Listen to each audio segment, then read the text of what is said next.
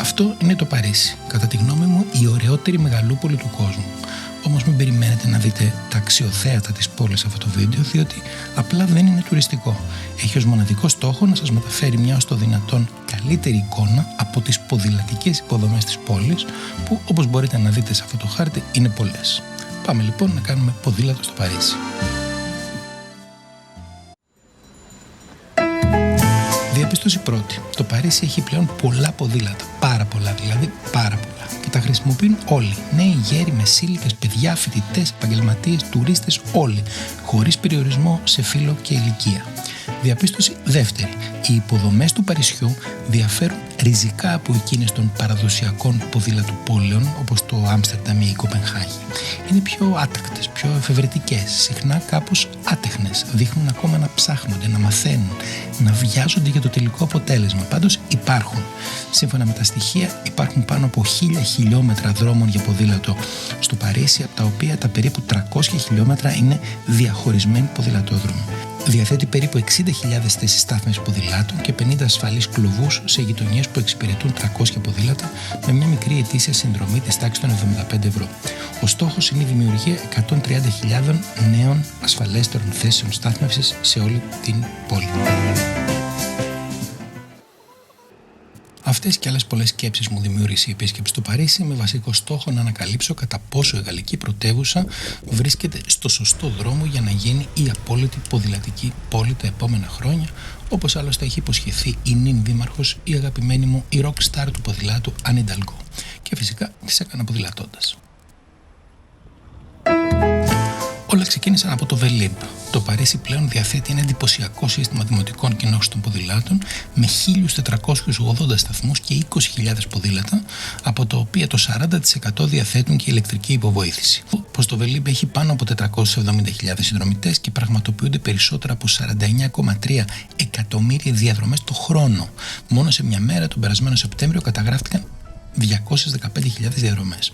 Κάθε χρόνο πραγματοποιούνται πάνω από 150 εκατομμύρια χιλιόμετρα με αυτά τα ποδήλατα και με χαρά σας λέω πως μερικές εκατοντάδες από αυτά τα έκανα και εγώ στην τελευταία μου επίσκεψη εκεί. Όλα αυτά φυσικά δεν γίνονται ούτε μόνα τους, ούτε με ευχολόγια, ούτε με βαρύγδουπες κενές δηλώσεις του τύπου του χρόνου εγώ θα σας κάνω ένα ποδηλατόδρομο. Δεν ξέρω πόσα λεφτά θα δώσω, δεν έχω κανένα πλάνο, δεν έχω ιδέα πώς θα τον διαφημίσω, αλλά θα τον κάνω.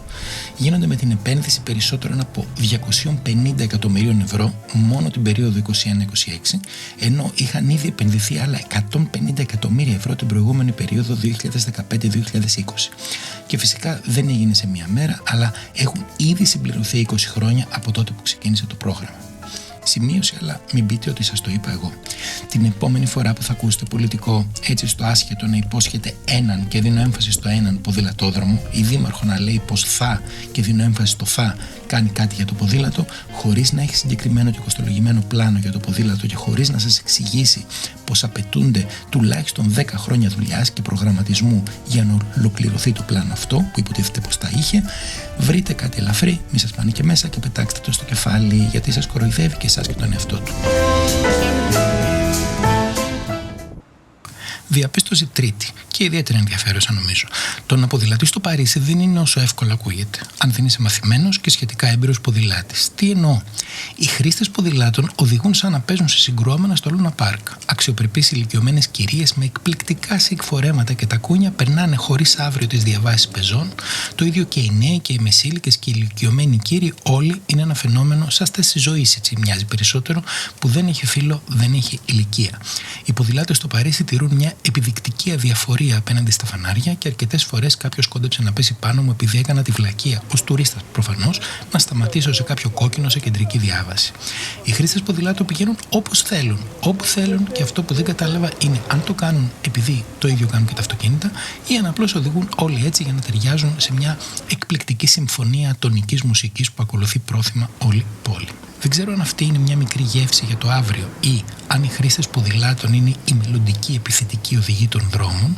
Μπορώ πάντως να σας πω με βεβαιότητα πως δεν υπάρχει ούτε μία για δείγμα διάβαση πεζών στο Παρίσι που να σέβονται οι χρήστες ποδηλάτου. Δεν υπάρχει περίπτωση να περάσεις πεζός από διάβαση και να μην κινδυνέψεις να πέσει πάνω σου ποδήλατο, το οποίο, επαναλαμβάνω, είτε ο οδηγός του είναι αγχωμένος ντελιβεράς ή μαμά σε κάργο με 3 παιδιά, να μην κινδυνέψεις να πέσει επάνω σου. Αυτά για την ιστορία και για να ξεχάσουμε το παραμύθι του «Αυτοί είναι κακοί και εμείς είμαστε καλοί». Όπως είπα και στην αρχή, ξεχάστε τις υποδομές τύπου Άμστερνταμ που δημιουργήθηκαν 30 χρόνια πριν, γιατί εδώ πρέπει να καλύψουν τις σημερινές ανάγκες και την υπάρχουσα δομή της πόλης. Οι υποδομές λοιπόν συνεχώς διαδέχονται μία την άλλη αναλόγως των συνθηκών και του πλάτους του οδοστρώματος, ενώ προφανώς υπάρχουν πολλά σημεία χωρίς καθόλου υποδομές, όπου ο άπειρος χρήστης ποδηλάτου θα νιώσει αμήχανα, ενώ ο πιο έμπειρος κινείται με εξαιρετική άνεση, ειδικά αν προέρχεται από την Αθήνα. Αξίζει να σας μεταφέρω την άποψη ποδηλάτη σας που τον τελευταίο χρόνο ποδηλατούσε στην Ολλανδία και στο Παρίσι δεν χρησιμοποιεί ποδήλατο, διότι όπως μου εξήγησε, αυτές δεν είναι υποδομές ποδηλάτου. 5 γραμμές στον δρόμο έκανα. Εδώ βλέπετε λοιπόν μερικά παραδείγματα που δείχνουν ότι κανείς δεν είναι τέλειος, ούτε καν το Παρίσι, και μεταξύ μας γιατί να είναι άλλωστε. Επιστρέφω στις υποδομές. Υπάρχουν 5 κατηγορίες υποδομών στο Παρίσι. Οι σαφώς διαχωρισμένοι ποδηλατόδρομοι, που όπως είπαμε αποτελούν περίπου το 1/3 των συνολικών υποδομών, οι λωρίδες ποδηλάτου, που είναι παράλληλα με την κυκλοφορία, οι λεωφορειόδρομοι, όπου επιτρέπεται το ποδήλατο, οι δρόμοι ποδηλάτου, τα bicycle streets, και τέλος οι μονόδρομοι, που το ποδήλατο επιτρέπεται να κινείται σε αντίθετη φορά. Η τελευταία είναι και η αγαπημένη μου, καθώς θεωρώ πως θα ήταν ιδανική λύση για πόλεις όπως η Αθήνα, παρόλο που ο κώδικας οδικής κυκλοφορίας τους αγνοεί επιδεικτικά. Και η αλήθεια είναι πως έχει πολύ πλάκα να προσπαθείς να πείσεις υπηρεσιακούς του Υπουργείου να θεσμοθετήσουν την αντίθετη κίνηση ποδηλάτων στους μονόδρομους, ενώ ακόμα και φίλοι συγκοινωνιολόγοι συχνά με κοιτάζουν ως ούφο ή τέλος πάντων ως μη συγκοινωνιολόγο που προφανώς δεν καταλαβαίνει τι λέει. Εδώ όμως μπορείτε να δείτε πώς δουλεύει η λογική της αντίθετης φοράς σε μονόδρομο και πόσο απλό και πρακτικό είναι τελικά, μια που, όπως μου είχε πει χαρακτηριστικά ένας φίλος Αυστριακός, διότι το έχουν υιοθετήσει και στη Βιέννη, δουλεύει εξαιρετικά η αντίθετη φορά, διότι όλοι προσέχουν. Κανείς δεν θέλει να σκοτώσει κανέναν και κανείς δεν θέλει να σκοτωθεί. Απλά πράγματα. Ποδηλατώντας το πλούσιο από πλευράς υποδομών Παρίσι, διαπιστώνεις πως όσες υποδομές και αν έχεις, θέλεις κι άλλες. Και πρέπει να έχεις κι άλλες, γιατί και πάλι, παρά τις εξαιρετικές προσπάθειες και προθέσεις της Δημάρχου, καθώς και το γεγονός ότι πλέον κυκλοφορούν περισσότερα ποδήλατα από αυτοκίνητα, και πάλι, ακόμα και στο Παρίσι, αλλά και στο Άμστερνταμ και την Κοπενχάγη, οι δρόμοι ανήκουν στα αυτοκίνητα. Τα ποδήλατα έχουν πάρει χώρο, αλλά το αυτοκίνητο παραμένει ο βασιλιάς. Μόνο που στο Παρίσι έχουμε, ας πούμε, βασιλευωμένη δημοκρατία, ενώ σε πόλεις όπως η Αθήνα έχουμε τη δικτατορία του αυτοκινήτου και περιμένουμε την επανάσταση που κάποιος, σας το θυμίζω, κάποιος πρέπει να την κάνει. Υπάρχουν επίσης εκτός του Βελίμπ τουλάχιστον 2 εταιρείες ενοικιαζόμενων ποδηλάτων, τα οποία οι κάτοικοι της πόλης χρησιμοποιούν φανατικά και συνεχώς. Τα ποδήλατα δεν είναι σε ιδιαίτερα καλή κατάσταση και δυστυχώς αυτό είναι φυσιολογικό, αλλά αυτό δεν φαίνεται να ενοχλεί ιδιαίτερως κανέναν. Να δώσω εδώ μια συμβουλή για όσους σκέφτονται να ταξιδέψουν στο Παρίσι, γιατί αξίζει μόνο και μόνο για να γυρίσετε την πόλη με το ποδήλατο όσες φορές και αν έχετε πάει. Το Βελίμπ λοιπόν παραμένει η καλύτερη επιλογή, αν και έχεις κάποιους περιορισμούς. Τι εννοώ? Για τους επισκέπτες υπάρχουν 2 βασικές επιλογές. Ή μια συνδρομή 24 ωρών με 5 ευρώ για συμβατικά ποδήλατα και διάρκεια της κάθε διαδρομής έως 30 λεπτά, αλλά απεριόριστες διαδρομές μέσα στην ημέρα. Τι εννοώ κάθε διαδρομή έως 30 λεπτά? Εννοώ ότι κάθε 30 λεπτά πρέπει να σταματάς, να αφήνεις το ποδήλατο, να περιμένεις 4-5 λεπτά και να παίρνεις το επόμενο. Υπάρχει και η συνδρομή των 3 ημερών με 20 ευρώ, όπου μπορείς να παίρνεις ποδήλατο για 1 ώρα, αλλά και πάλι κάθε 1 ώρα να το αφήνεις για 4-5 λεπτά. Η αλήθεια είναι πως είναι λίγο κουραστικό να είσαι με το χρονόμετρο και κάθε 20 με 25 λεπτά να ψάχνεις μια αγωνία σταθμό για να αφήσεις το ποδήλατο. Πάντως, έτσι είναι η ζωή. Τι να κάνουμε τώρα? Απλό είναι, μην το φοβηθείτε, κάντε το. Τι άλλο διαπίστωσα μετά από 4 μέρες ποδηλασίας στο Παρίσι? Καταρχάς ότι η ζωή σε μια μεγάλη πόλη είναι πολύ πιο εύκολη με ένα ποδήλατο. Εκατομμύρια άνθρωποι κινούνται καθημερινά με αυτό, με αποτέλεσμα στους περισσότερους δρόμους η κίνηση να είναι ελάχιστη. Βέβαια υπάρχουν πολλές κεντρικές αρτηρίες όπου η κίνηση παραμένει τραγική, αλλά φαντάζομαι πόσο χειρότερο θα ήταν αυτό χωρίς το ποδήλατο. Τι άλλο ενοχλεί στο Παρίσι? Γιατί είπαμε, όταν έχεις υποδομές μπορείς και να τις κρίνεις. Όταν δεν έχεις, λες, δόξα τω Θεώ, μπορώ να κάνω ποδήλατο.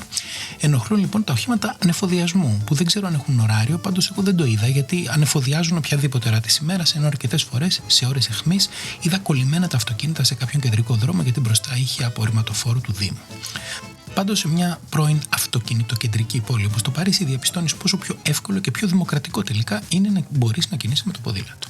το ελεύθερο πάρκινγκ έχει περιοριστεί σημαντικά. Το Παρίσι έχει ξεπεράσει το κόμπλεξ του να φτιάξουμε, ρε παιδί μου, ένα πάρκινγκ, να εξυπηρετεί το κόσμος.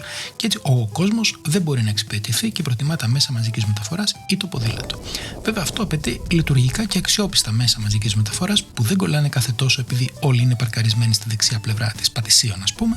Αλλά τέλος πάντων, δεν θα μπω σε λεπτομέρειες, πάντως είναι προφανές πως το ένα φέρνει το άλλο. Το τέλειο μετρό του Παρισιού, και ναι, δεν περιμένεις 10-20 λεπτά τον Αύγουστο για τον επόμενο σειρμό, αποτελεί κατά τη γνώμη μου αναπόσπαστο κομμάτι της επιτυχίας της μετατροπής του Παρισιού σε ποδηλατούπολη. Διότι σου δυσκολεύω τη ζωή με το αυτοκίνητο, αλλά σου προτείνω μια λύση γρήγορη, αξιόπιστη, που είναι το μετρό ή το λεωφορείο. Γενικά η πόλη φαίνεται να φέρεται ψυχρά και αυστηρά στο αυτοκίνητο, όπως το αξίζει δηλαδή. Δεν του χαρίζει, ας πούμε, 10 τετραγωνικά μέτρα για πάρκινγκ όπου γουστάρει ο καθένας και δημιουργεί ελεύθερο χώρο για τις υπόλοιπες υποδομές, αλλά φυσικά και για τους πεζούς. Τι μπορεί να μας διδάξει το Παρίσι, αν θέλουμε βέβαια να μάθουμε κάτι? Ότι θαύματα γίνονται, αλλά θαύματα δεν γίνονται. Δηλαδή, οι πόλεις δεν αλλάζουν μαγικά, αλλά τελικά, όπως αποδεικνύει το Παρίσι, το Λονδίνο ή οι Βρυξέλλες, αλλάζουν. Ακόμα και μια μεγαλούπολη, όπως το Παρίσι, μπορεί να ζήσει χωρίς αυτοκίνητο και μάλιστα να ζήσει πολύ καλύτερα. Θέλει όμως χρόνο, πλάνο και χρήμα. Και κυρίως πολιτικό σθένος και όραμα. Και φυσικά μέσα μαζικής μεταφοράς. Δεν γίνεται δηλαδή σε μια τετραετία ή πενταετία το πολύ να αλλάξεις μια πόλη όπως είναι η Αθήνα ή όπως είναι το Παρίσι, αν δεν έχεις, πριν εκλεγεί ακόμα, ένα έτοιμο πλάνο και τους ανθρώπους να το υλοποιήσουν. Και κυρίως να έχεις πάρει την απόφαση. Διαφορετικά δεν προλαβαίνεις. Να σημειώσουμε εδώ πως στην αρχή την Ινταλγκό την έβριζαν όλοι. Οι ποδηλάτες πρώτοι απ' όλους, όπως έβριζαν εδώ και τον προηγούμενο δήμαρχο όταν έκανε τον περίπατο. Μετά η οδηγία αυτοκινήτων. Η πρώτη γιατί δεν έκανε αρκετά, λες και μπορείς να τα κάνεις όλα με τη μία, και η δεύτερη γιατί έκανε πάρα πολλά. Όμως η δήμαρχος δεν μάσησε, γιατί είχε ήδη μια ομάδα έτοιμη και πλάνο συγκεκριμένο. Και όραμα πως αυτό θα ήταν η πολιτική της παρακαταθήκη. Και τελικά, είτε της βγει πολιτικά ή όχι, κανείς δεν μπορεί να μην θυμάται πως η κυρία Ινταλγκό ήταν η δήμαρχος που μεταμόρφωσε μια πόλη όπως το Παρίσι. Δεν το λες και λίγο. Τώρα, τι αξία έχει όλο αυτό για την πόλη? Να θυμίσω ότι μόνο με το Βελίμπ έγιναν την περασμένη χρονιά σχεδόν 50 εκατομμύρια διαδρομές, οι οποίες διαφορετικά θα είχαν γίνει με αυτοκίνητα ή θα είχαν επιβαρύνει το υπάρχον σύστημα μέσων μαζικής μεταφοράς της πόλης, που, αν και σχεδόν τέλειο, βρίσκεται στα όρια του. Και γιατί βρίσκεται στα όρια του? Επειδή είναι πιο εύκολο πλέον να πας οπουδήποτε με το μετρό ή με το λεωφορείο παρά με το αυτοκίνητο. Το αποτέλεσμα όλων των παραπάνω είναι φυσικά ότι στην πόλη, σε μια πόλη, ξαναλέω, σαν το Παρίσι, εκατομμυρίων κατοίκων και επισκεπτών, ο αέρας είναι τόσο καθαρός που νομίζω ότι είσαι στο Καρπενήσι. Και το Yahoo Weather Report στο κινητό κάθε πρωί μου λέει: η ποιότητα του αέρα είναι εκπληκτική για άσκηση σήμερα.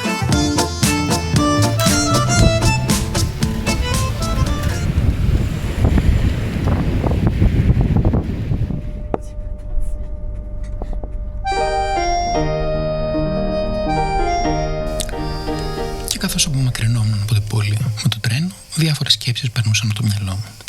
Καταρχάς, δείχνει το Παρίσι το μέλλον των ευρωπαϊκών πόλεων? Αποτελεί μια ένδειξη του προς τα που πηγαίνουν οι πόλεις μας, ή απλώς είναι το αποτέλεσμα της πολιτικής μιας εμπνευσμένης, κατά τη γνώμη μου, δημάρχου? Και τι μπορεί να μετατρέψει τελικά το χρήστη του ποδήλατου σε κάγκουρα? Παρόλο που δεν έχω τις απαντήσεις για τα παραπάνω, σας προτείνω ανεπιφύλακτα να πάτε αυτή τη φορά όχι για το Λούβρο και τον πύργο του Άιφελ, αλλά για να κάνετε ποδήλατο.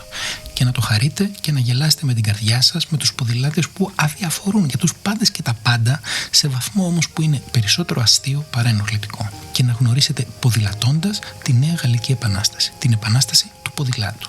Και περνώντας έξω από το Δημαρχείο, μην ξεχάσετε να υποκληθείτε στην κυρία Ινταλγκό, γιατί μας έδωσε την απόδειξη πως αλλαγές στις σύγχρονες πόλεις γίνονται, αρκεί να το θέλεις.